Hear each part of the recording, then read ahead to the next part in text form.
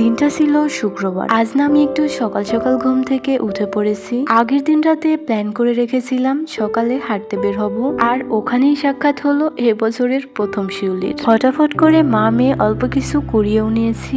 শিউলি ফুলের ঘ্রাণটা আমার অনেক বেশি ভালো লাগে। আর তারপর বাসায় এসে রান্নার আয়োজন শুরু করে দিলাম।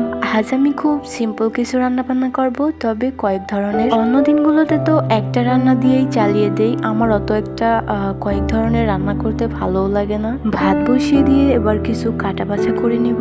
একটু আগে যে গুঁড়ো মাছগুলো হলুদ লবণ দিয়ে মেখে রেখেছিলাম ওগুলো ভাজতে দিয়ে দিব। এইগুলো যতক্ষণে ভাজা হচ্ছে ততক্ষণে আমি আবার হলুদ লবণ মাখিয়ে নিব বেগুনে। এইদিকে মাছগুলো হয়ে আসছে, এগুলোর ভিতরে হালকা একটু পেঁয়াজ মরিচ দিয়ে ভাজা ভাজা করে নিব। আমি সবসময় একটা কাজ নিয়েই পড়ে থাকি না, এটা আমার ভালো লাগে না। একটা রান্না বসিয়ে দিয়ে অন্যটা রেডি করি বা অন্য কাজ করি। কখনো ঘর গুছাই মুছি, আবার কখনো মেয়েকে লেখাপড়ায় হেল্প করি। এতে করে অল্প সময়ে রান্নাও হয়ে যায়, আবার অন্য কাজ হয়ে যায়। এখন আমি একটা ডিম ফাটিয়ে নিচ্ছি, এটা দিব হচ্ছে গিয়ে লাউয়ের সিল্কা ভাজিতে। লাউয়ের সিল্কা ভাজি না, এটা আমার কাছে ভীষণ ভালো লাগে, আমি কখনো ফেলে দেই না। ডিম দিয়ে এভাবে ভাজি করে ফেলে দেওয়া জিনিস থেকেও ভালো কিছু হওয়ার সম্ভাবনা থাকে, যদি তা আমরা ঠিকঠাক ভাবে কাজে লাগাতে পারি।